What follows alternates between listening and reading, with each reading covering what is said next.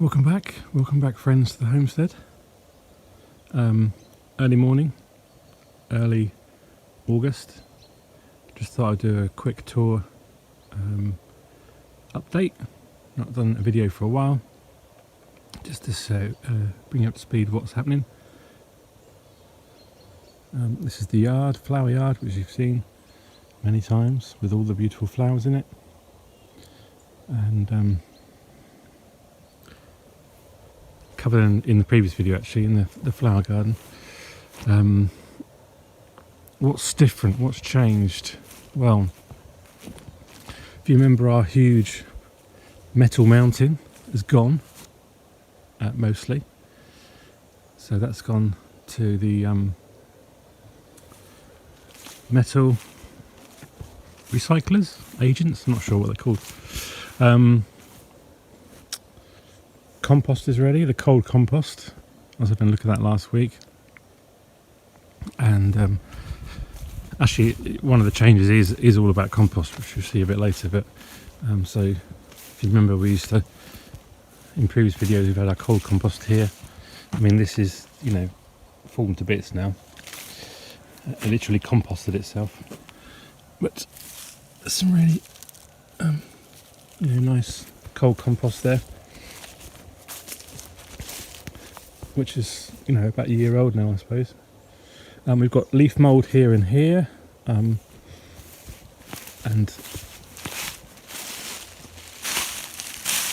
that's decomposing nicely as well. It takes a lot longer, leaf mould compost.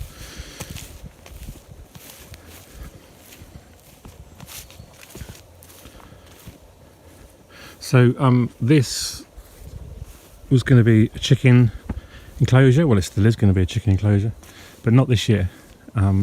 Started the project, other things took priority, as they do. So we won't have chickens till next year now, but we'll get this built through the autumn, winter, next spring, whatever. So we're ready to rock and roll next year.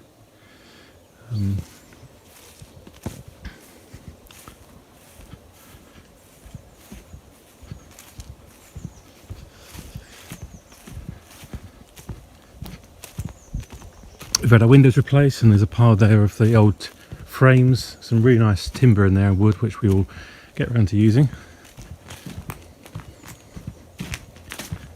Seems a shame to waste it, so we'll keep it.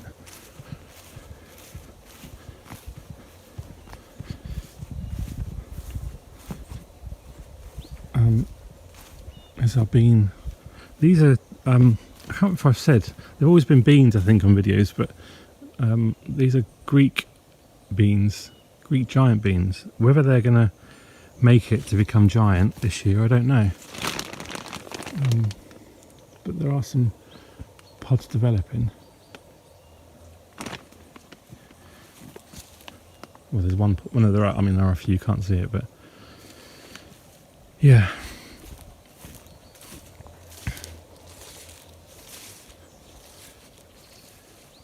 We've had lots of fruit from our fruit bushes already. That's either been juiced or jammed. These are sunchokes, Jerusalem artichokes, which flower in autumn. There goes the dog, it's found something. This is our hugelkultur mound. You can see the pumpkins are spreading out nicely. There are some fruits. That's a small one, but there's some curly pumpkins. I have to say the teddy bear sunflowers I absolutely love. On here they give a really nice spot of colour in this area, and there's some other bits and pieces throughout. So the pumpkins seem to have settled well in there. That's nice. Greenhouses.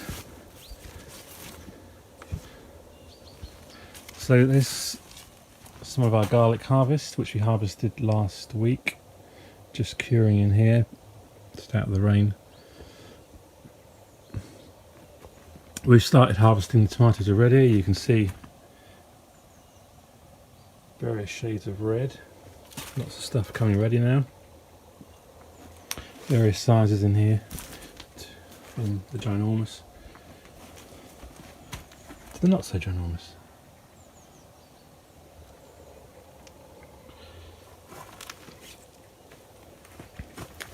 And we've still got some carrots from, if you remember, the early planting, which we've been using. That's kind of worked out well.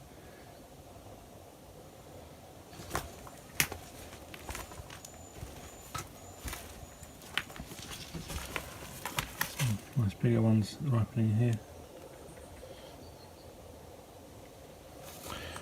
We've actually almost, you can almost call it a drought. I just mentioned rain, but that was the break of the drought. We had about 6 weeks of temperatures in the high 20s, early 30s actually, low 30s. Just constant every day. Just incredible. We almost ran out of water actually for watering it. It's a good job that we've got our 2 tanks. We have one here and one over in the field with 1,000 litres of water each. And we would have been stuffed if we didn't have those. Runner beans. Very, you know, because of what I've just said, they've taken some time to develop.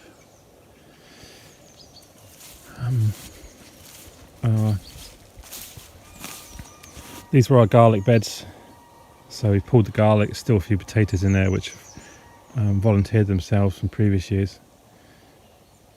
We'll take advantage of that. Looking, you know, it looks very, what you might say, natural, and that's fine. That's the kind of the way that we wanted this part of the garden to be.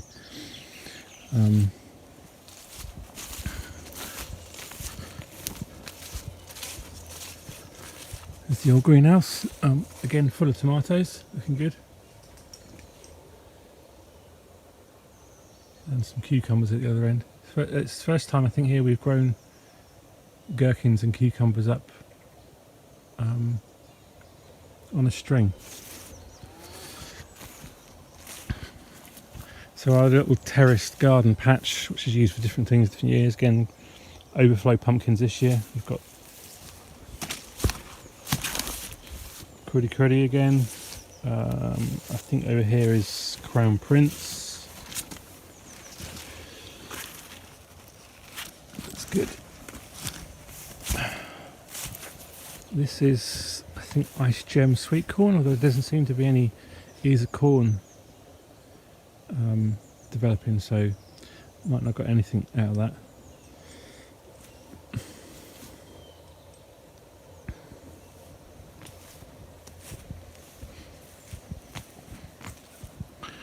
I just wanted to, pretty pleased with these sunflowers. These were autumn beauty. They're not, I never thought they were supposed to be this high.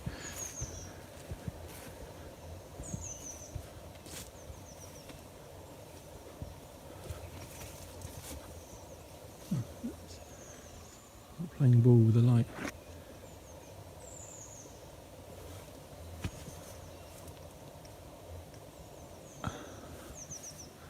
It's a shame.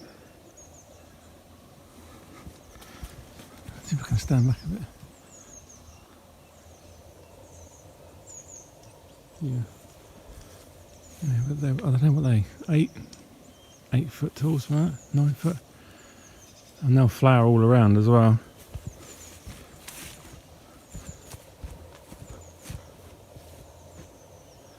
See lots of heads here. Sorry, the light's terrible. Lots of heads developing.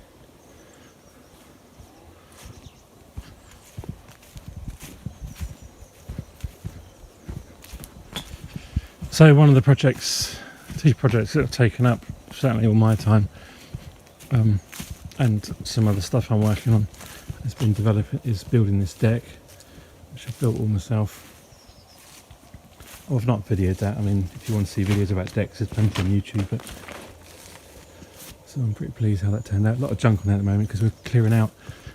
The other project that we're working on is renovating, not just decorating, but completely renovating a room for our daughter. So fully plastered We've had all the windows replaced, and we've had to do all the plastering, deep plastering around the window frames. So I've mostly been in here doing that, and that's why I've not had time to do videos and whatnot, what with everything else that's going on. Let's go in.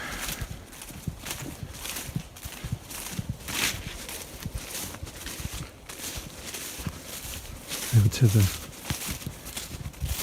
tools on the vegetable garden. The highs and lows of our garden this year. So this is kind of what I call the seed garden. I think originally it was an idea, it's to develop chicken food, really, food that you could just grow and give the chickens. But so we've got some hemp, amaranth. It's looking pretty stunning, I think. Beautiful plant for seed. Sorghum and sugarcane. Sugarcane I thought was just interesting to grow. I don't have any, I'm under no illusion that I'll get any sugar out of it, but because it needs the warm winter to develop the sugar inside the stalk. I've eaten sugarcane actually. And the sorghum, I think they say with sorghum you always know when it's ready is when the birds have eaten all the seeds. But there's a nice seed head ready there. And I only had, I tried last year, it failed, so I had a handful of seeds, and this is what grew. And now I've got a load more seed. And hopefully, I think the hemp plant's nearly ready to go to seed as well. This is the new compost area. So I've switched to these the hardwire compost I did show in the previous video, but it's been filled up several times now and gone down, and you can see the temperatures today 50, I don't know,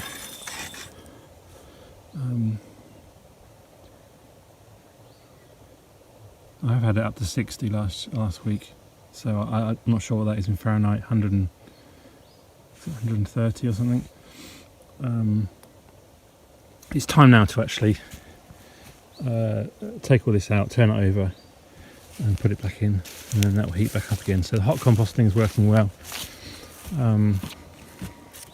So highs and lows of vegetable garden, like any year you have problems, different problems to last year.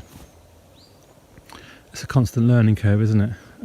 But as you know, the weather has not been kind this year in terms of a very slow start to the season and a very cold start, a long cold start, which that's not unique to Latvia. I know growers in the UK have suffered as well. And then it went really hot. Like I say, it was high 20s, 30s, almost overnight for 6 weeks or something, which things like brassicas do not like. So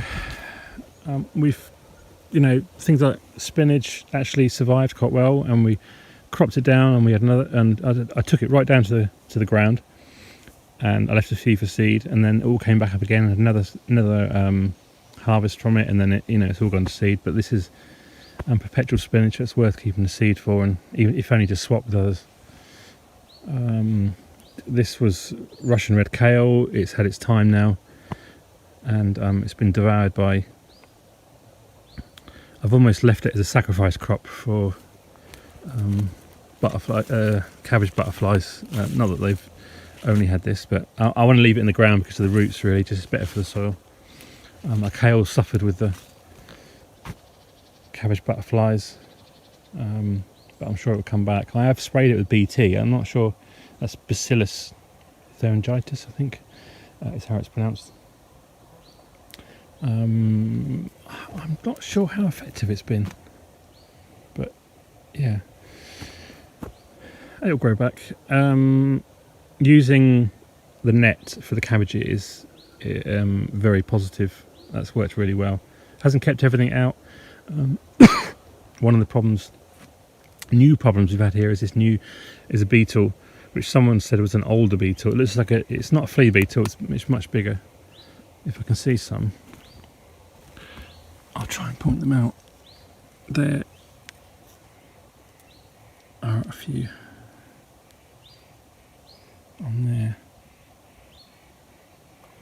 Like a blue, green, iridescent colour. They came in straight after the flea beetles, or joined forces with the flea beetles, and didn't allow some of the brachyses to develop nicely. So they really struggled, really. They've just had it full on this year. Still got lots saved from last year. So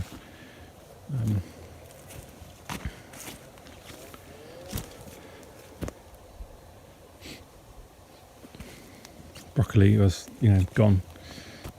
Anyway, parsnips should be here. Well, there are some here. I had a problem this year with the seeds.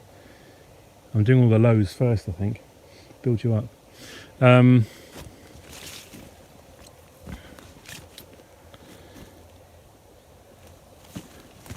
I've got some basil planted here, and lots of dill planted here. If you have space in Latvia, you always plant dill, and then dry is it's a herb that's used a lot here. When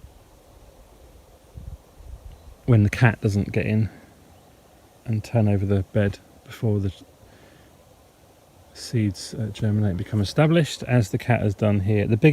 Our biggest problem here has been the cat, honestly. We've had ants, flea beetles, that other beetle, the weather. Cat causes the most damage.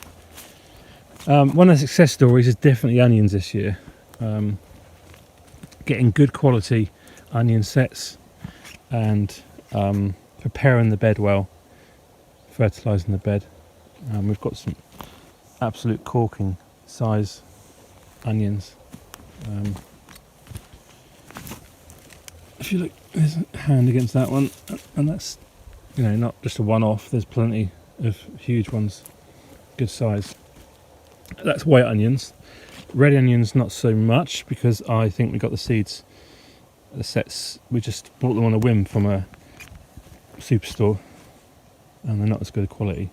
These are from like an agro type supply store. Shallots looking good. Got mixed up with some other Spanish white onions, but never mind. These are our New Year's Day onions, and giant Bulgarian leeks down there. Looking good. I'll cover that more in the Indian video, which I've been filming over the past, since New Year's Day. More, these are all onions from seed, Spanish white. Those other onions obviously we'll be harvesting, well, probably in the next few days. These are not quite ready yet, but getting there. Nice size. Really pleased with these. And multi-stone leeks as well. Peas were just here, they're finished. I was disappointed with the height on the peas, so I need to look at a different seed for next year. Built this massive frame, and then they only came about, I don't know, this tall. Bush beans, purple TP. Over there is one called Creation, and behind me is the bush variety of the fire tongue, which has got the red stripes on. Broad beans obviously just left for seed. Gherkins, been picking those daily now for the last couple of weeks. They like the hot weather. And then still loads here, still fruiting lots. They get pickled. I'll link to a video of the pickled gherkins so you can see my mother-in-law making them. Best in the village, probably the best in Latvia, to be honest. Butternut squash coming on nicely. September last year, these were half this size, and we're only at the start, first week of August, so I have got high hopes for my butternut squash this year, and I've got a load of plants. You can see lots of fruit there. There. Oh, there's another one there. Developing and setting. Down there. There's a nice sized one. Several under there. Not as much this end, which is interesting. But anyway, the idea was that this year I put them at this end of the garden. If you remember last year they were down there, and I wanted them in full sun all day. This end gets the sun most of the day because of the, as you can see, the sun is rising over here, and then it will set over there. And once we thin some of these trees, we're not going to clear it, but we'll thin it. It will allow a bit more sun through when it sets as well. Swift F1 sweet corn. You can't really tell now, but this block here was planted earlier on, and then this block here was planted later on, but they've caught up now, which is quite interesting. Although the ears of corn are more developed, that's the only way you can tell on this one. But I did use both these varieties I picked because they are better for colder climates. So, but they're F1, so we won't be able to use the seeds again. I think just planting them early and getting them out as soon as possible has been the key, really. So there we are. There's probably the last summer tour video of the garden. I've already got, I didn't show you, but I've already got a load of stuff in trays for some autumnal planting. As the nights start to cool down, things like Chinese cabbage, we'll be able to get some more pak choi in maybe, stuff like that. Okay, thanks for watching. If you've got any questions, comments, please leave them below. And I look forward to, as ever, thank you for your likes and subscriptions, and I hope you're enjoying the videos. If you've got any suggestions, again, let me know in the comments, and I look forward to seeing you in the next video. Bye for now.